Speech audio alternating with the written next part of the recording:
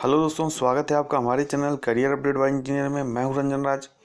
और आज जो डाउट है आपका सीआईटीएस में, आपको पता है कि जो फाइनल ट्रांसफ़र और फाइनल स्पॉट एडमिशन, ठीक है, दोनों का प्रोसेस आज चल रहा है। आज 16 फरवरी लास्ट डेट है उसका। तो जिन लोगों ने स्पॉट एडमिशन के लिए रजिस्ट्रेशन नहीं किया वो जाके अपना रजिस्ट्रेशन कर लीजिए, क्योंकि 5:30 बजे जो है उसका लिंक डीएक्टिवेट हो जाएगा।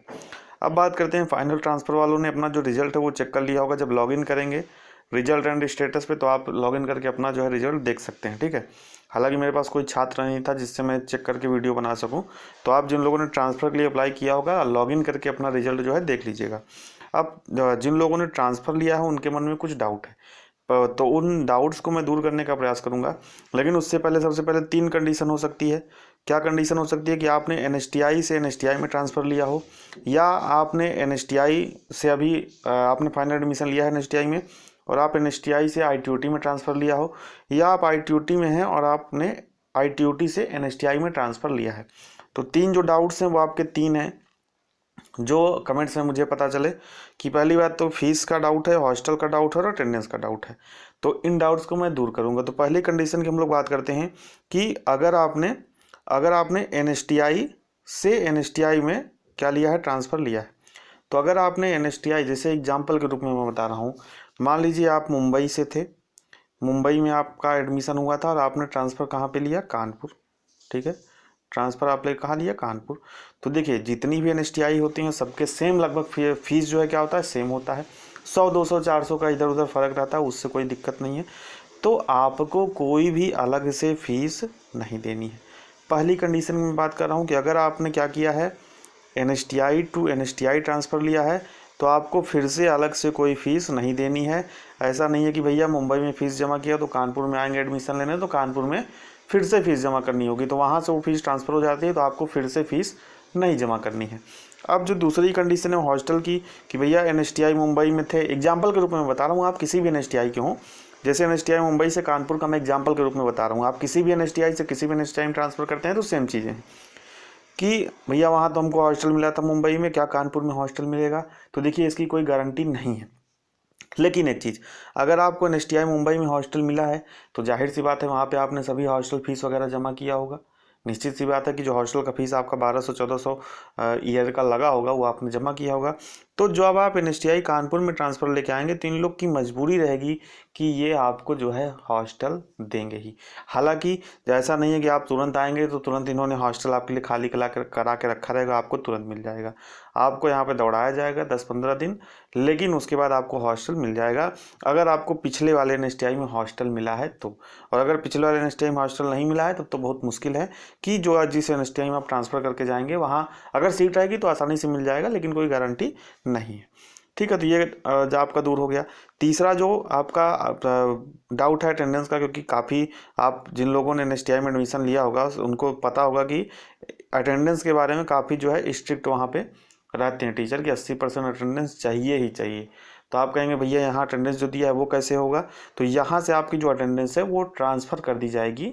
आप जिस भी एनएसटीआई में, जैसे एनएसटीआई मुंबई में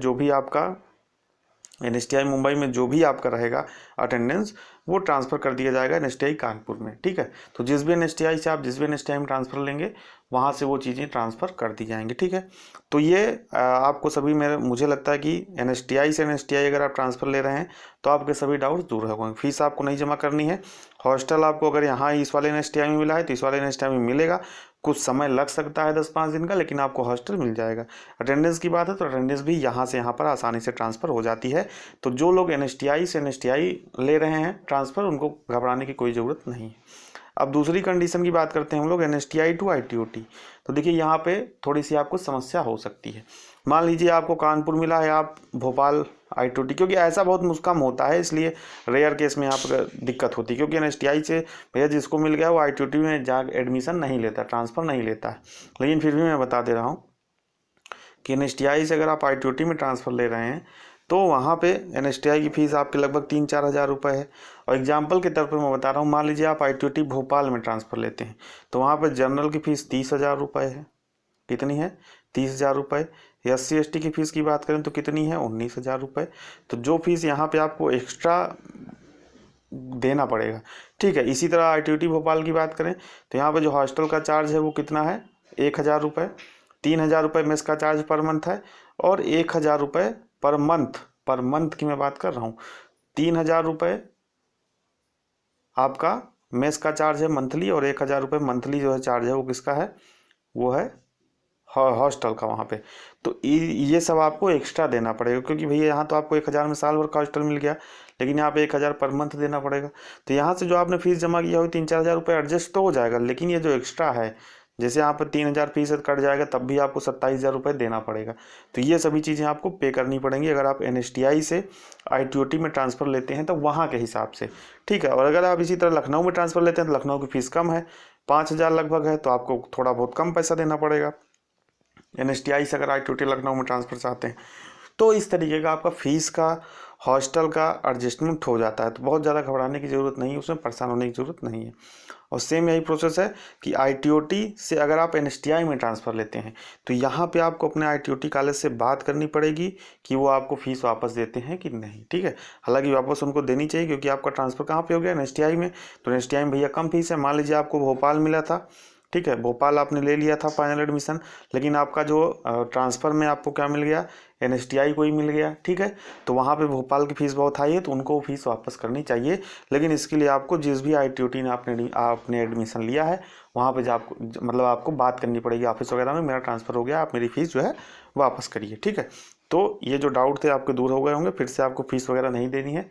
फीसें जो है क्या होती हैं, फीस, हॉस्टल फीस और अटेंडेंस जो है वो सब जिस भी कॉलेज में आपका ट्रांसफ़र होगा वहाँ पे एडजस्ट हो जाएगा। तो उम्मीद करता हूँ आपको कुछ डाउट दूर हुए होंगे। तो वीडियो को शेयर कर दीजिए, और साथ ही CTI से जुड़ी हर अपडेट के लिए चैनल को सब्सक्राइब नहीं किया तो चैनल को सब्सक्राइब जरूर कर लीजिए। मिलते हैं नेक्स्ट वीडियो में नई अपडेट के साथ, तब तक बने रहिए हमारे साथ। बहुत बहुत धन्यवाद।